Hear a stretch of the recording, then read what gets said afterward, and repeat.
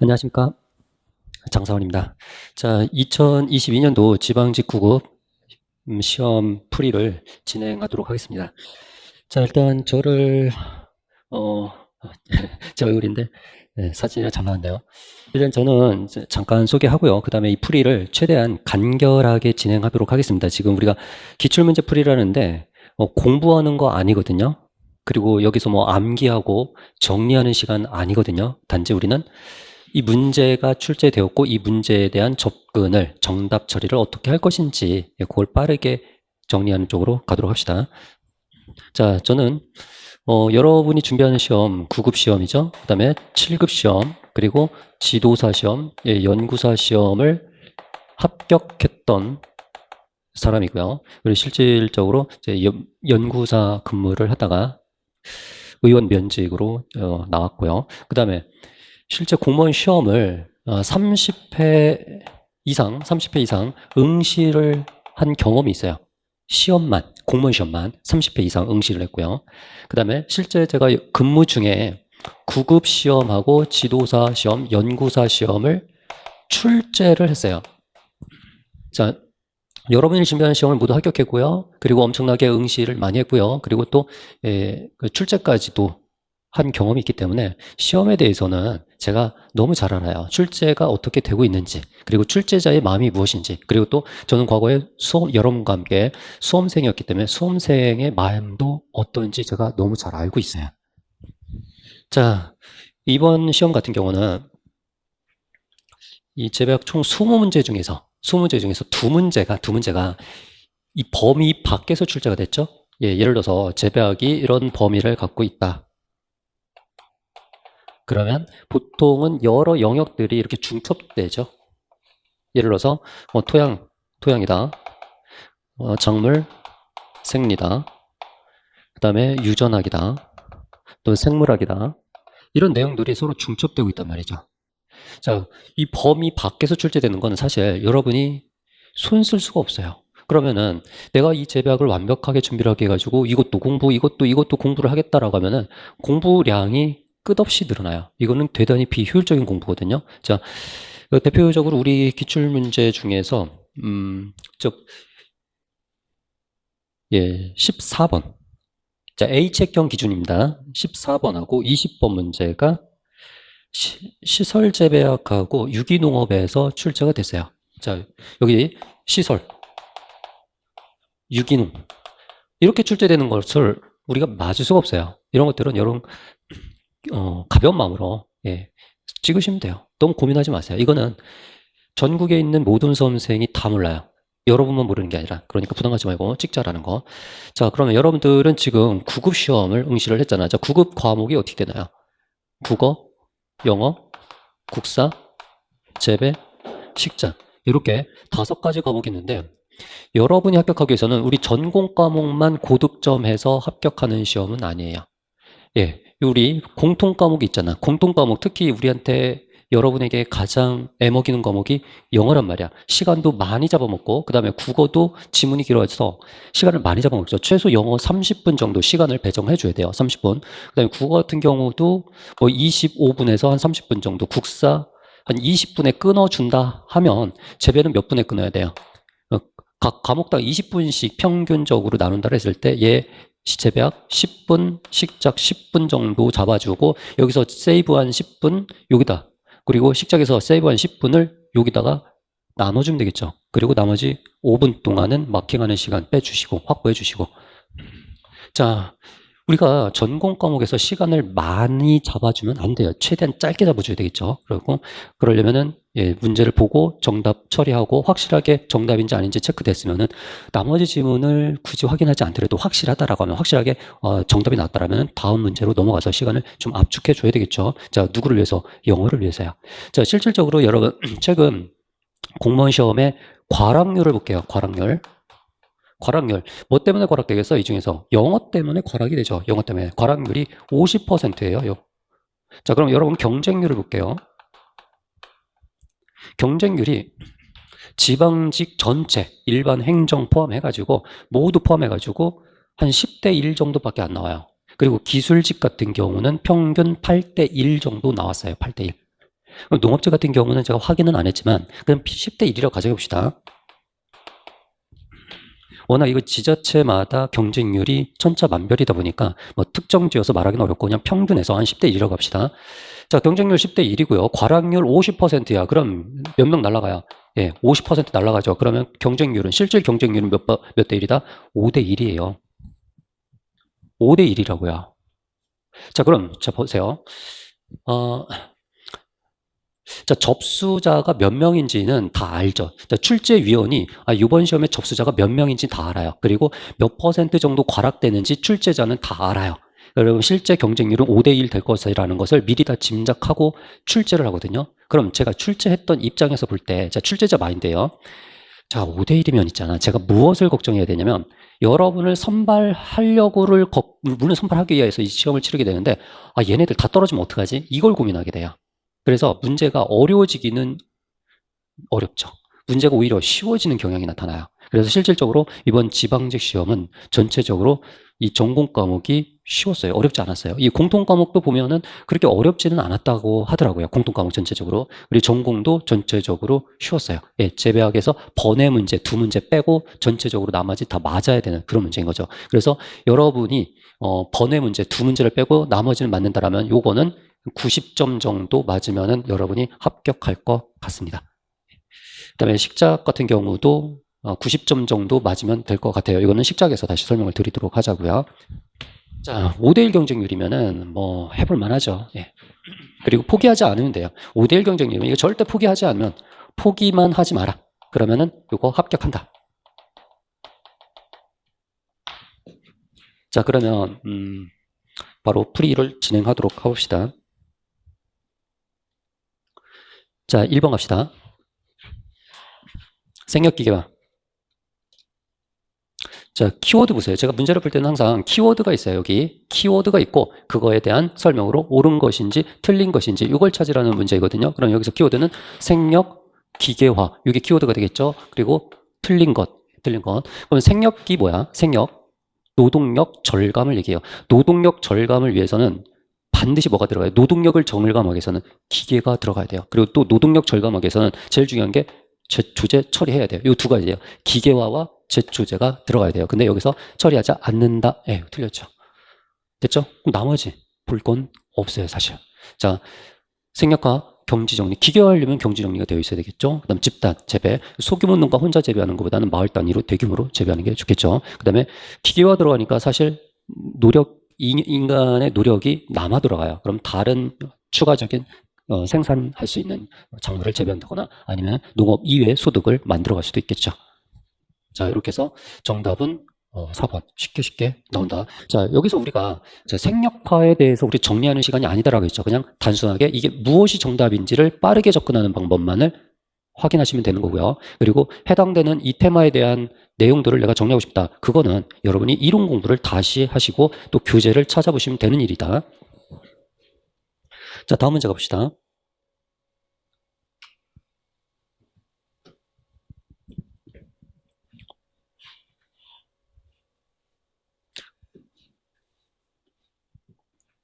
자, 여기서 키워드는 뭘까요?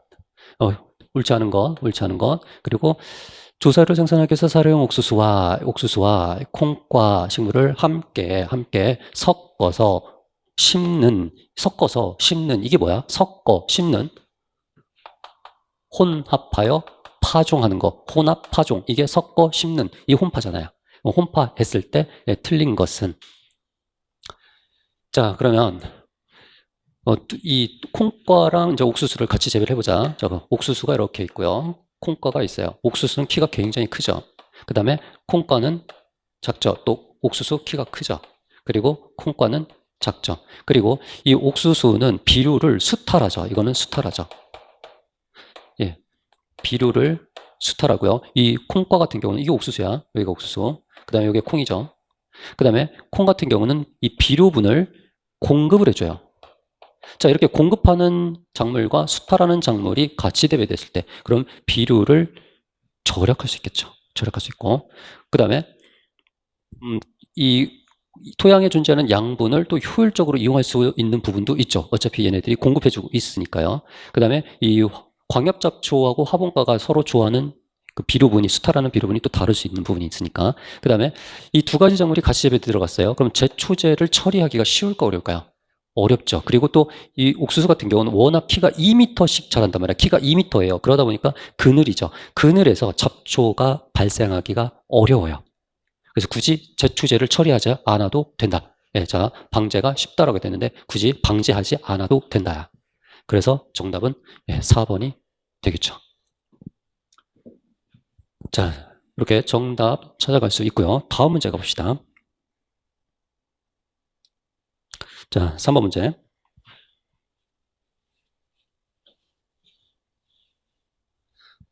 멀칭, 키워드죠. 그리고 틀린 것. 자, 일단 멀칭의 의미가 뭔가요? 자, 두둑을 만들었어요. 두둑을 만들었어요. 그리고 멀칭을 해요. 보통 멀칭을 한다라고 하면 비닐 멀칭을 하게 되죠. 비닐 멀칭을 하게 돼요. 자, 그리고 비닐을 구멍을 뚫어요. 구멍을 뚫고 이 구멍 난 부분에 식물을 재배를 하게 되죠. 여기다가 식물을 이렇게, 식물이 아니라 이제 작물이라고 해야 되겠죠. 작물을 재배를 하게 되죠. 그러면은 이 작물을 보호하기 위해서 비닐 멀칭을 한 거지. 그럼 이 안에서 잡초들이 사실은 굉장히 많이 있거든요. 잡초가 자랄 수 없겠죠. 그리고 또 비닐 멀칭이 되어 있기 때문에 여기 토양에 있는 수분이 밖으로 빠져나가는 것을 차단할 수 있겠죠.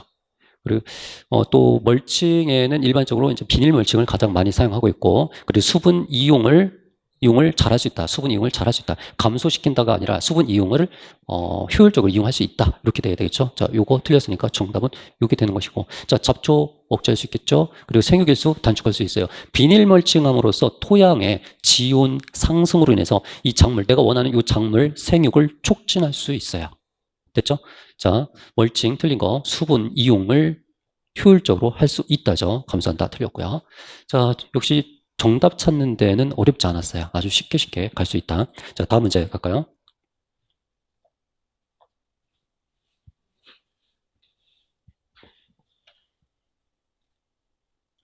자, 키워드. 잡초와 제초제 키워드이고, 옳은 것은? 자, 옳은 것은? 자, 1번. 클로버는 모기야지에서는 목초이나 잔디밭에서는 잡초이다. 나와 있죠. 자, 클로버는 목초. 자, 특히나 클로버는 화이트 클로버하고 레드 클로버가 있어요. 화이트하고 레드 클로버가 있는데 레드 클로버가 목초로 이용을 해요. 레드 클로버가. 그다음에 잔디밭에서 여러분 잘 알잖아요. 잔디밭에 가면은 클로버가 많이 자라고 있죠. 근데 그때 보이는 클로버는 제거해야 할 대상이 되죠. 자, 특별하게 틀린 곳이 없어요. 그리고 대부분 병지 잡초들은 혐광성 아니죠. 호광성이죠. 잡초 종자들은 굉장히 작아요. 그리고 인간이 인위적으로 이걸 파종하는 게 아니잖아. 그러다 보니까 떨어졌을 때, 종자가 떨어졌을 때 햇빛이 있어야만 발화를 할 수 있다. 그 다음에 2,4-D는 최초의 제초제예요. 최초의 제초제. 그러니까 최근이 아니라 가장 제초제로서 처음으로 개발된 것이고, 그리고 선택성, 광엽잡초만, 2,4-D는 광엽 잡초만 선택한다. 광역 잡초만 선택한다. 그러니까 선택형 잡초이기 때문에 요거 B자가 틀렸죠. B자가 틀렸고요. 그 다음에 가래 올미는 1년생 논잡초라고 되어 있는데 1년생 아니고요. 요거 다년생이다. 다년생. 자, 잡초의 종류는 논잡초하고 밭잡초, 그리고 1년생하고 다년생, 이렇게 해서 여러분 매트릭스로 암기가 되어 있어야 되는 거죠. 그래서 가래올미는 어디에 해당된다? 여기에 해당되는 잡초죠. 논잡초, 다년생 잡초, 여기에 해당된다. 그 중에서도 광엽잡초에 해당되겠죠. 자, 이거 단순 암기형이니까 이걸 암기 안 했으면은 안 되겠죠. 가장 워낙 출제가 많이 됐던 것이고 기출문제로도 많이 다뤘던 것이니까. 자, 만약에 1번 같은 선지가 여러분 생소할 수 있어요. 그러나 요거 확실하게 틀렸어요. 그리고 이거 틀렸어요.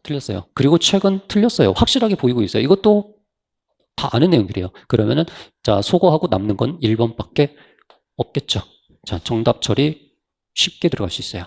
1번 선지 자체가 익숙하지 않을지라도 정답은 쉽게 나왔다. 자, 다음 문제 갑시다.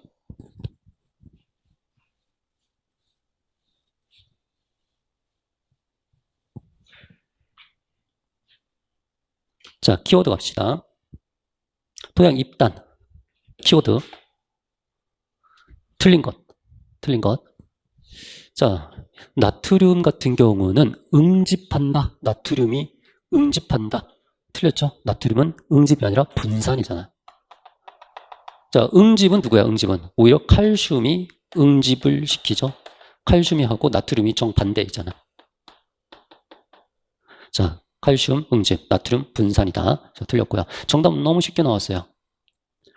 자, 1번 농경지 입단의 생성과 붕괴가 끊임없이, 예, 맞아요. 생성과 붕괴가 끊임없이 반복되고 있고요. 유기물을 시용하게 되면은 입단 생성되죠. 그리고 그 잦은 경운 붕괴되죠. 나트륨 시용 붕괴되죠. 그다음에 수분 보유력과 통기성이 향상되어 장원생에 유리하다. 입단은 단점보다 장점이 거의 대부분이죠. 그러다 보니까 입단과 입단 사이에 대공국과 소공국이 있고, 이 대공국을 통해서 통기성이 좋아하고 소공국을 통해서 수분 보유력이 높아진다. 자, 건조 토양이 강한 비를 맞으면 입단이 파괴된다. 예, 입단 파괴되는 파괴되는 것이 또 강한 비에 의해서 파괴되기도 하죠. 자, 역시 정답 접근은 너무 간단했어요. 그냥 주는 문제죠. 예, 이 나트륨 문제도 워낙 출제가 많이 됐기 때문에. 사실 여러분 1번 선지, 2번 선지 나트륨 응집 여기서 정답이 나왔죠? 그럼 밑에 볼 필요가 없어요. 확실한데 뭐하러 봐? 시간 줄여야 되잖아. 우리는 뭘 해야 되니까 영어 시간과 국어 시간 확보를 해야 되거든요. 자, 다음 문제 갑시다.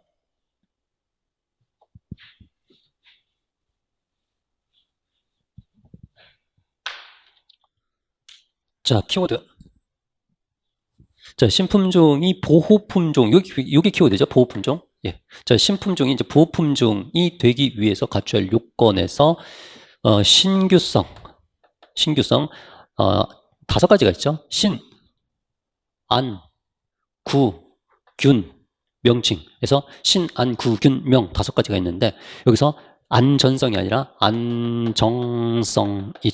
예, 안전은 safety를 얘기하는 거고 안정은 stable를 얘기하는 거죠. 자, 어떤 신품종이 만들어졌고 이것이 다음 세대로 갈지라도 품종의 고유 특성이 안정적으로 유지되어야 된다. 그런 뜻이죠. 안정성. 조금 출제자가 여러분 골탕 먹이려고 출제한 문제이죠. 예, 정답은 쉽게 나왔고요. 자, 다음 문제 갑시다.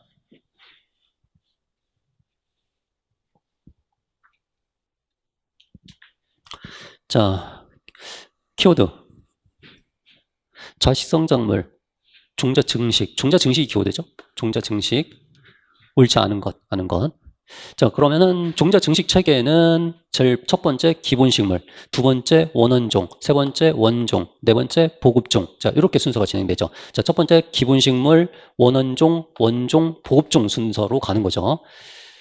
자, 그럼 여기서 순서가 여기에서 이렇게 가는 거잖아. 이렇게 가고, 이렇게 가고, 이렇게 가는 거죠.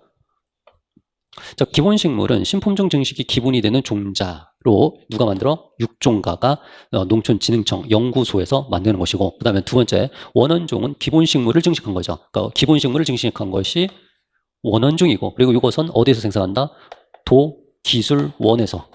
기술원에서 생산한다. 그 다음에 원종은, 자, 원원종을 각 원종장에서 증식한 거다. 맞고. 그 다음에 원종은 다음에 증식된 게 이제 보급종이 만들어지죠. 기본식물의 종자를 곧바로, 아니죠. 기본식물에서 원원종, 보급종으로 내려오는데 기본식물이 나오면 안 되죠. 틀렸네. 그리고 자, 보급종은 농가에 보급할 목적으로 생산한 것다. 이건 맞죠. 그러니까 요 부분이 틀렸죠. 자, 틀린 것, 예, 요거 틀렸다. 정답 처리 3번 쉽게 할 수 있고요. 너무 틀릴 이유가 없죠. 예. 자, 다음 문제 갑시다.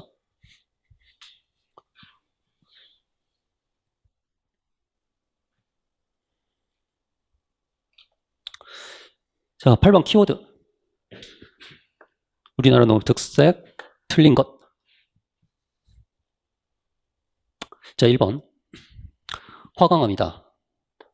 강우가 집중호우. 그래서 무기양분 용탈, 비옥도가 낮죠. 그 다음 2번. 좁은 경지 면적에 다양한 작물 재배, 작부체계가 잘 발달하지 않았죠. 우리나라는 작부체계가 발달하지 않았어요. 자, 윤작체계를 갖추고 있다. 우수한 윤작체계. 우수하지도 않아요. 예. 작부체계가 발달하지 않았으니까 우수하지 않은 거죠. 틀렸고, 정답은 쉽게 나왔고요. 3번. 국내 생산이 부족하여 많은 양 곡물을 수입에 의존하고 있다. 그래서 우리나라 자급률이 22%, 최근 데이터에 따르면 22%, 이게 연도에 따라서 좀 다르죠. 20%대, 30%가 깨져버렸죠. 그 정도 보시고. 밀 같은 경우는 0.5%, 옥수수는 1% 정도 자급률이 나타나고 있고. 4번, 경영 규모가 영세하죠. 예, 영세예요. 수익률 극대화에서 다비 농업 중심으로 발달했다. 자, 이것도 그냥 주는 문제죠. 예, 지문이 길어서 좀 부담스러운 부분이 있을 수 있겠는데 문제 자체, 내용 자체는 너무 간단했어요. 자포 체계가 발달하지 못하였다. 자, 다음 문제 갑시다.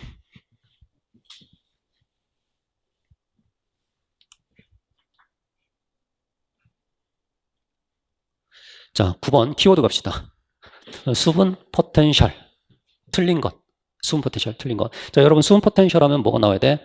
워터 포텐셜, 수분 포텐셜은 삼투 포텐셜 플러스 압력 포텐셜 플러스 메트릭 포텐셜 이렇게 나와줘야 되죠. 근데 식물체 안에서는 뭐가 작용한다? 이것들만 작용하죠. 이 메트릭 포텐셜은 굳이 고민하지 않아도 되죠. 메트릭 포텐셜은 고민하지 않아죠. 자, 이 팽압이 예를 들어서 요 압력이 제로다. 압력이 제로다. 자, 요것만 봤을 때 자, 압력이 제로야, 압력이. 이게 제로야. 그럼 없단 얘기잖아. 제로니까 없단 얘기잖아. 그럼 뭐만 남아? 워터 포텐셜과 삼투 포텐셜만 남죠.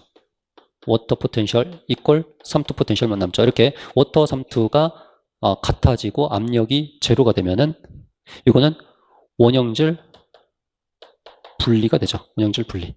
자, 여기에 이번에 원형질 분리가 일어난다라고 했는데 원형질 분리는 압력 포텐셜, 삼투 포텐셜이 같다라고 했는데 압력은 제로가 나야 되죠. 압력은 제로가 나오고, 자, 수분 포텐셜과 삼투 포텐셜이 같다라고 표현해야 되죠. 그러니까 이 부분을 수분 포텐셜로 바꾸면 되겠다. 이렇게 수분, 삼투.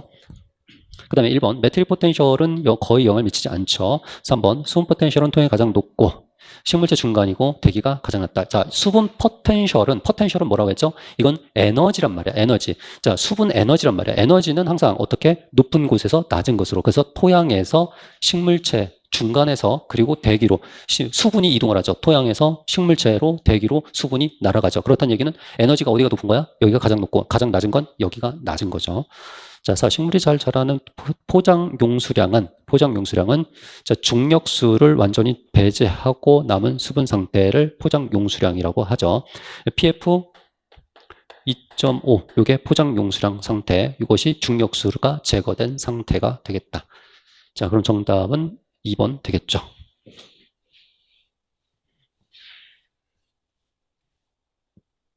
자, 다음 문제 갑시다.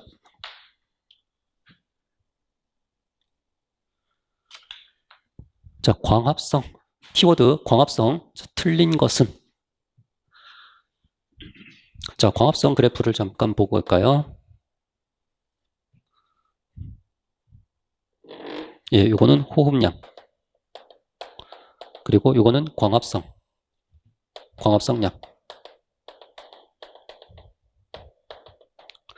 자, 그리고 광합성량과 호흡량이 일치하는 점을 이거를 보상점이라고 하죠. 보상점.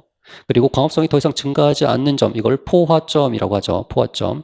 자, 요거는 개체 상태일 때, 고립 상태일 때, 자, 고립 상태, 이게 개체 상태인 거죠. 고립 상태일 때 광포화점을 표기를 해본 거고, 그 다음에 군락 상태일 때의 광포화점을 표기를 하면, 군락 상태일 때는 이렇게 올라가요. 그래서 군락 상태일 때는 광포화점이 아주 높아지죠. 자, 요거는 고립 상태일 때고, 요거는 군락 상태의 광포화점이기 때문에 군락 상태의 광포화점이 낮다가 아니라 더 높다죠. 낮다가 아니라 더 높다. 자, 3번이 틀렸네요. 정답 나왔고요. 1번 광보상점에서 이산화탄소 방출 속도와 흡수 속도가 같다. 자, 여기 보상점에서 CO2 방출과 그리고 흡수 속도, 방출과 흡수가 같다. 이거죠. 여기서 CO2, 호흡에 의해서 CO2가 배출이 되죠. 그 다음에 광합성에서 CO2가 흡수가 일어나죠. 자, 이렇게 CO2 방출과 CO2 흡수가 같아지는 점이 어디야? 여기 보상점이 되겠죠.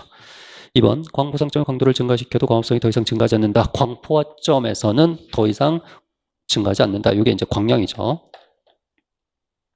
4번 진정광합성을 호흡을 빼지 않은 총광합성을 말한다. 자, 여기서 진정광합성은 이게 진정광합성이죠. 요 하얀색 화살표가 이게 진정광합성이고 그다음에 외견상 광합성. 자, 광합성량에서 여기 호흡량을 뺀 거 이게 외견상 광합성이 되겠죠. 자, 진정은 그러니까 빼지 않은 거죠. 호흡을 빼지 않은 거야. 자, 요게 빼지 않은 것 진정 광합성이다. 됐죠? 예, 요 그래프 하나로 모든 걸 다 설명할 수 있어야 됩니다. 자, 다음 문제 갑시다.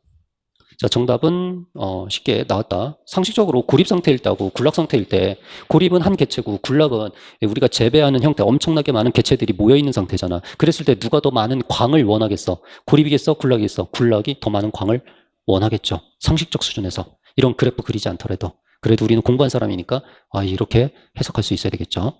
자, 다음 문제 갑시다.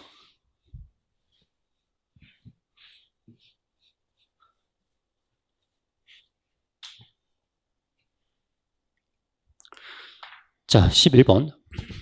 유전자 간 상호작용 키워드죠. 옳은 것은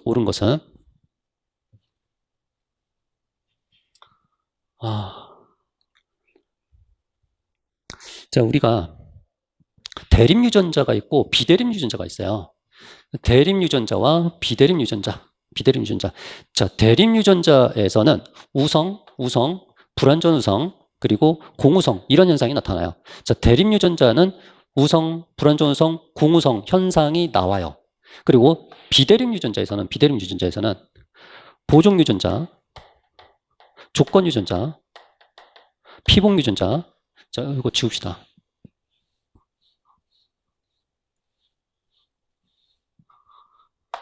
보족, 조건, 피복,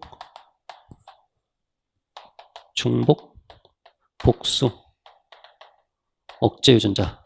자, 이런 것들이 있죠. 예, 비대립에는. 대립에는 우성, 불완전, 공우성이 있고요. 자, 그 다음에 보종 유전자에서 F2 표현형 B는 9대 7 나오죠. 9대 7. 조건 유전자는 9대 3대 4가 나오고요. 피복 유전자는 12대 3대 1이 나오고요. 복수 중복 유전자는 15대 1이 나오고 복수 유전자는 9대 6대 1 나오고 억제 유전자는 3대 13이 나오죠. 3대 14. 자, 요거는 여러분 기본적으로 암기가 되어 있어야 되는 문제다.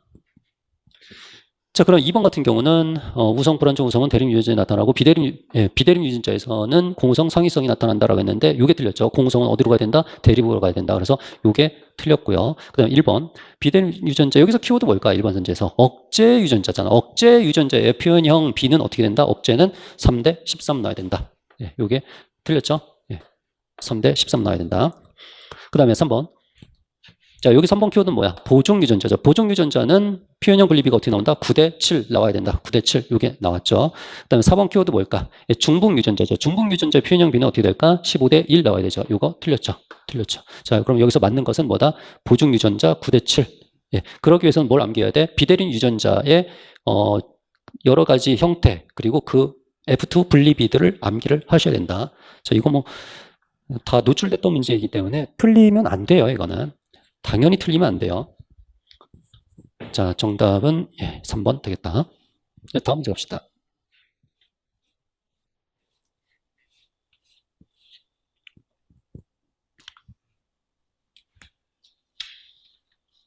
자, 12번. 자, 키워드. 온도가 작물에 미치는 영향.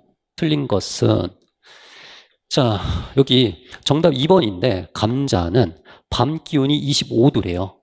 밤 기온이 25도래요. 자, 25도가 되면 이거 뭐야? 열대야야, 열대야. 우리나라에서 열대야가 나타나는 건 언제인가요? 8월 초순만 열대야가 나타나요. 근데 감자가 우리나라에 이렇게 더운 날씨에 적응하나요? 감자는 어디야? 고랭지, 강원도 감자잖아.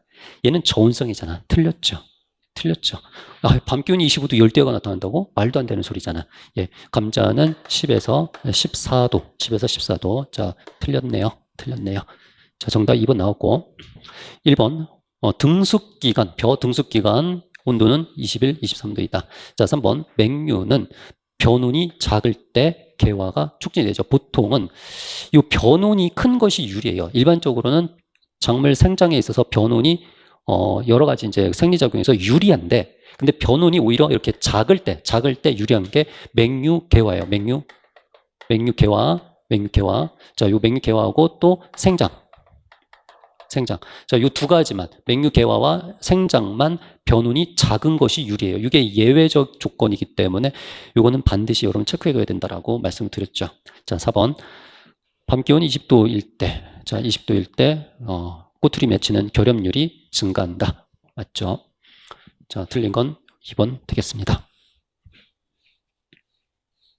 다음 문제 갑시다.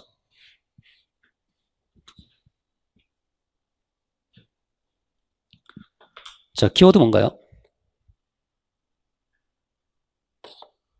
육종. 옳은 것은?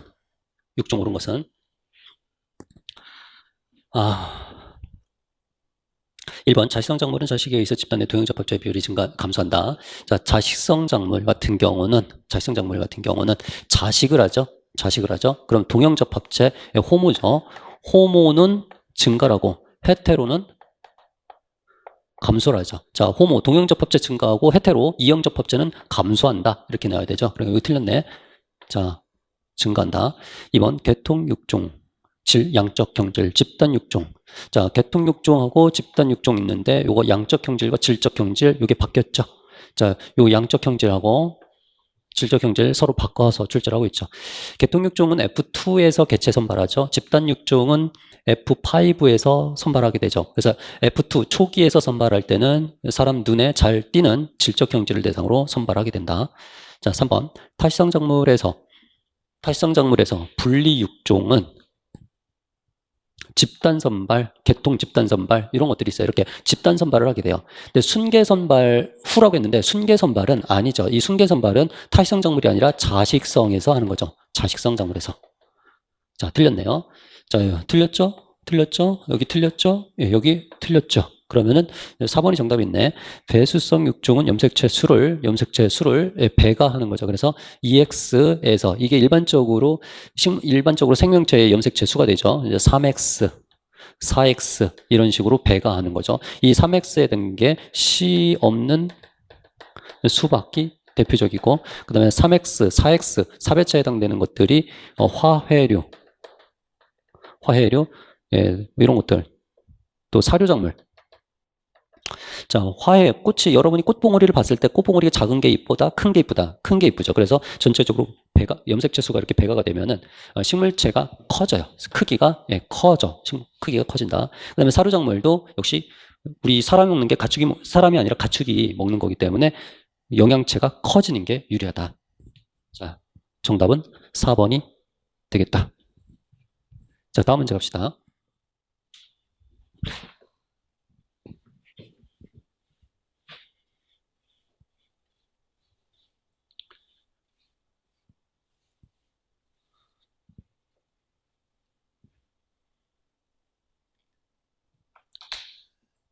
자, 키워드 뭘까요? 밀폐된 무가온 온실이죠. 무가온 온실. 이게 키워드. 옳지 않은 것, 틀린 것. 예, 이게 시설 재배죠. 예. 일반 재배학 범주에서 벗어난 문제이기 때문에 너무 고민하지 마세요. 이거 스트레스 받지 마세요. 이 문제 풀면서. 이거는 나만 틀리는 게 아니라 전부 다 찍어야 되는 그런 문제거든요. 아니면은 이쪽 관련 전공자이거나 그러면은 기본 지식을 갖추고 있을 거예요. 예, 예를 들어서 이제 원예학 전공자라든가 이런 분들. 자, 시설 재배에서 온도 상승하는 것들을 그래프로 표현해 봅시다. 자, 여기 시간이고, 자, 여기가 0시, 여기가, 이렇게 하면 되겠구나. 여기가 12시, 여기가 아침 6시, 여기가 오후 18시, 오후 6시가 되겠죠. 자, 그러면 일반적으로 몇 시에 낮에 온도가 높죠? 14시에 온도가 가장 높죠. 그래서 온도를 예, 이렇게 봅시다. 자, 14시 때 온도가 가장 높아요. 이거는 외기야, 외기 온도. 그 다음, 시설 내부 온도를 볼게요. 시설 내 온도를 보면,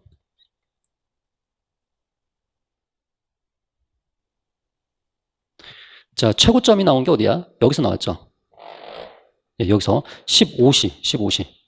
조금 그래프가 정확하게 일치하지 않는데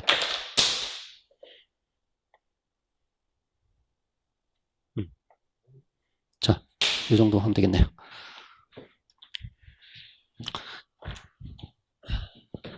자, 이거는 시설 내다. 시설 내부 온도고요. 그 다음에 흰색은 외기 온도다.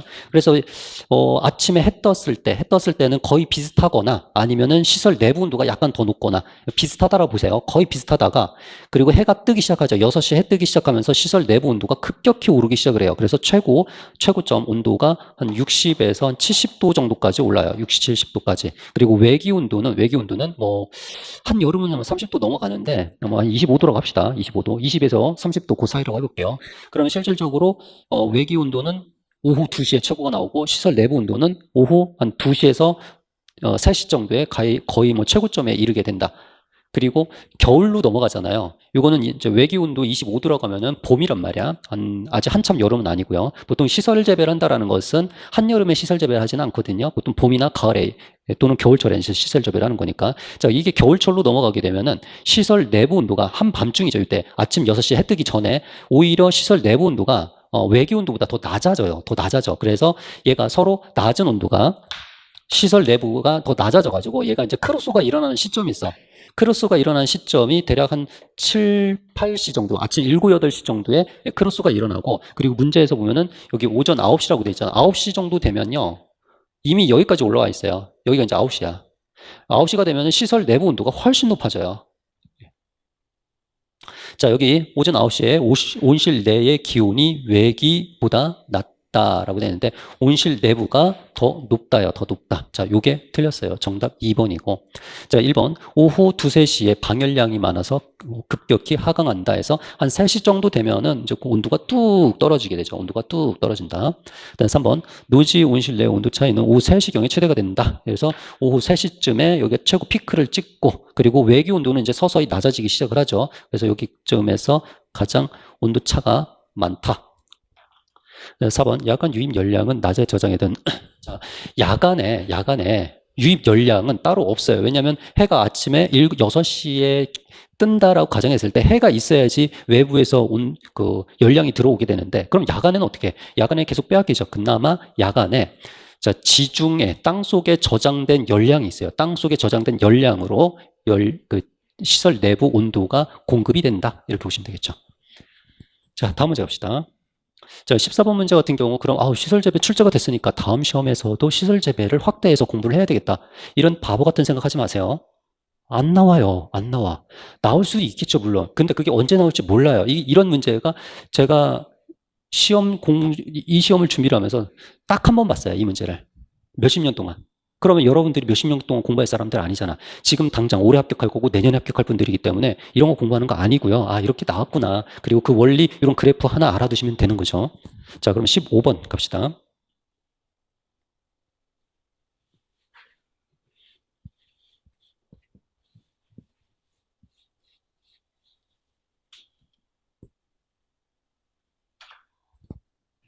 자, 키워드 내건성. 옳은 것. 자, 내건성, 건조에 강한 것. 건조에 강한 게 뭐가 있어? 선인장 생각해 볼 수 있겠죠? 선인장. 그리고 또 내건성 강하려면 삼투압이 높으면 돼요. 삼투압이 높다라는 게 뭐야? 용질이 많다라는 뜻이죠. 용질이 많다. 그리고 그 자유수는 수분은 낮다라는 뜻이죠. 용질이 많다라는 것은 수분이 낮다라는 뜻이죠. 자, 여기서 이제 옳은 거죠. 1번. 최적에 대한 표면적의 비율이 높다. 자, 표면적 비율이 높다래요. 표면적 비율이 높으면은, 그 건조에 견디기가 힘들죠. 이 선인장 같은 경우는 표면적이 어때요? 가시로 돼 있잖아. 잎이 가시로 돼 있잖아. 표면적이 낮다죠. 틀렸고요. 2번. 잎의 표피, 각피 발달이 빈약하고, 각피가 증산을 억제를 하죠. 각피 빈약하다가 아니라 각피가 잘 발달되어 있다. 기공 크기도 작다. 틀렸고요. 3. 잎의 조직이 치밀하고 연맥과 울타리 조직이 잘 발달되어 있다. 예. 이 울타리 조직이 잘 발달되어 있다. 그 다음에 4번. 세포 중에 원형질이나 저장 강분이 차지하는 비율이 자, 원형질이 뭐야? 이게 용질이에요. 원형질. 그리고 양분이 이게 용질이에요. 이런 것들이 비율이 낮다. 틀렸죠. 용질이 많다라고 했죠. 정답은 3번 나오겠죠. 틀린 게 확실하게 나와 있죠. 확실하게 나와 있어요. 맞는 것 잘 발달됐다. 자, 다음 문제 갑시다.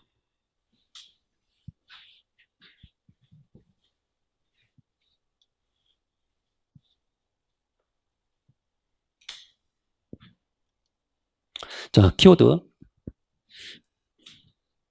방제 틀린 것은 자, 1번 토양 유래 병원균의 방제에 위해서 윤작을 실시하면 보통 윤작을 하게 되면은 여러 가지 이점들이 많죠. 윤작의 반대는 연작이죠. 연작을 하게 되면 토양 전염성 병균들이 증가를 하는데 연작을 하면 근데 윤작을 하면 그거에 대한 대책이 돼요. 그러니까 윤작하는 게 맞다라는 거. 2번 감자를 늦게 파종하고 늦게 수확하게 되면 역병이나 해충 피해가 적다라고 되어 있는데 보통 역병 같은 경우는 우리나라가 장마가 6월 20일 정도가 되면은 장마 시작이죠. 장마가 시작되면은 역병이 증가를 하게 되거든요. 그래서 6월 20일 날보다 더 늦어지면 안 되고 그 이전에 가능하면 늦게가 아니라 일찍 수확하는 것이 역병을 감소시킬 수 있어요. 장마기 때는 다습할 때는 각종 병들, 질병들이 나타나잖아. 그래서 그 이전에 빨리 수확하는 게 좋다. 자, 정답은 2번 되겠고 3. 질소 비료를 과용하고 자, 질소 비료를 과용하고 칼륨과 규소 비료를 결핍되면 병충해 발생이 많다. 자, 질소는 각종 병충해가 증가하죠. 반대로 식물체가 강해지려면 칼륨과 규소가 많으면 강해지죠. 자, 4번. 콩토마토 바이러스병은 무병종자를 선택하여 줄인다. 바이러스병 같은 경우는 약제를 살포해도 효과가 없죠. 그래서 처음부터 무병종자를 선택해야 된다라는 거. 틀린 것은 이것 나왔죠. 자, 이것도 16번이 조금 여러분이 좀 까칠했을까요? 그래도 틀리면 좀 안 될 것 같아. 자, 16번 문제도 이렇게 접근할 수 있고요. 다음 문제 봅시다.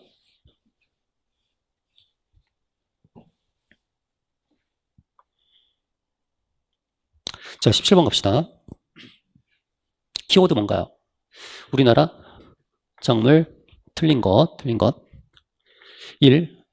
농업생산에서 식량작물은 감소하고 원예작물이 확대되었다. 자, 식량작물하고 원예작물을 서로 대비시켜가지고 이거는 감소하고 이거는 점점 감소하고 있고 원예작물은 점점 확대되고 있다. 이렇게 설명하고 있죠.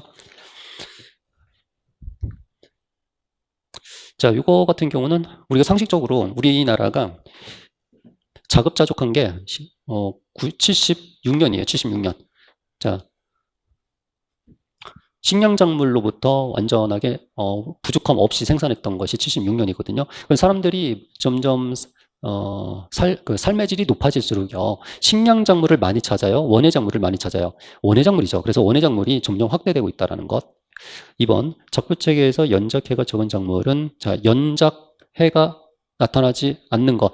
벼, 옥수수, 고구마 얘네들 뭔가요? 식용작물이죠. 이런 식용작물 같은 경우는 연작해가 거의 잘 안 나와요. 그 다음에 식용작물 중에서 연작해가 나타나는 것이 이제 두류에서 나타나죠. 자, 3번 윤작의 효과. 자, 윤작했을 때 효과는 여러 가지 장점이 있죠. 토양을 보호한다, 기지 회피한다, 잡초 경감한다, 수량 증대된다 해서 1개, 2개, 3개, 4가지 케이스가 나왔는데 여기서 보통은 최근에 이런 문제 유형들이 나죠. 쭉 나열하면서 이 중에 뭐 하나를 잡초의 증가 이런 식으로 여러분을 눈속임할 수 있거든요. 그거 좀 조심하셔야 되고요. 4번 시설 재배 면적은 자, 과수, 화해, 채소 있는데 여러분 평소에 과일 이 중에서 과일, 화해, 채소 중에서 가장 많이 사는 게 뭔가요? 화해를 가장 많이 사나요? 매일 사나요? 과수를 매일 먹나요? 채소를 매일 먹나요? 채소를 매일 먹잖아. 상식적으로.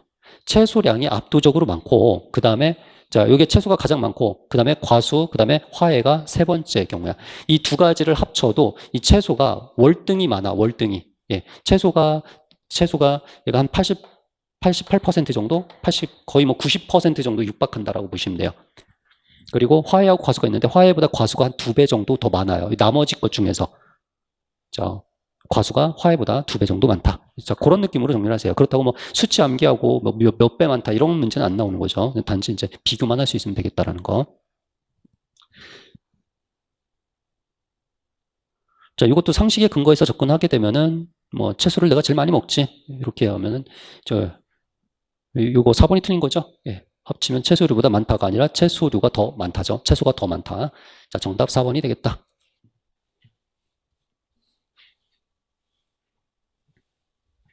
자, 다음 문제 갑시다.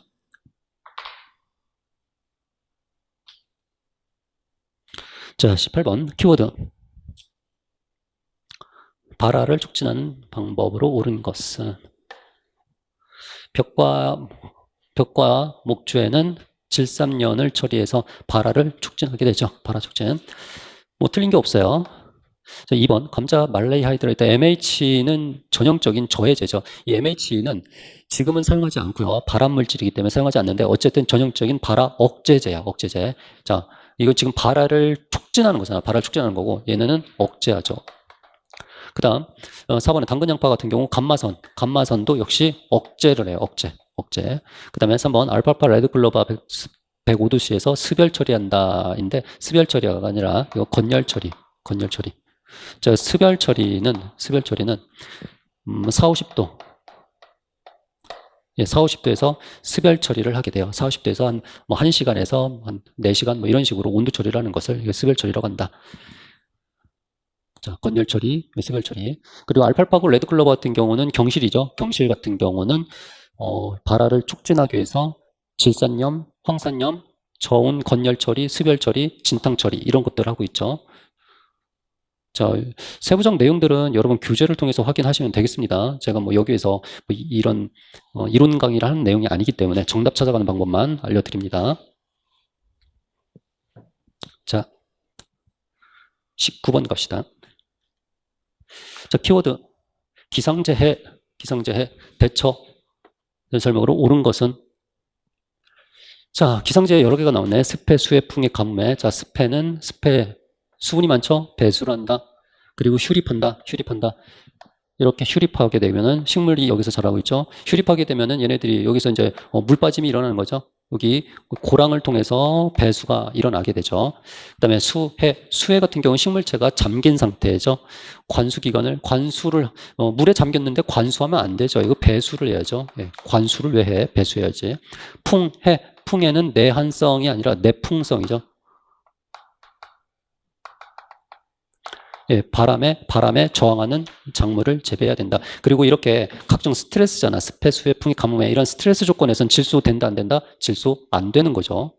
틀렸고. 그 다음에 가뭄에, 여기서 내풍성이 나왔죠? 내풍성이 여기서 나와야 되죠. 내풍성은 위에서. 자, 가뭄에는 내건성 작물을 해야 되겠죠. 그리고 배수를 한다가 아니라 관계를 한다라고 해야 되죠. 관계를 해야 된다. 뭐 말도 안 되는 어처구니 없는 문제가 출제가 됐죠. 예, 정답 1번 처리하면 되겠다.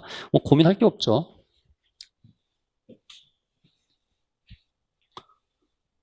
자, 다음 문제 갑시다. 마지막. 자, 20번.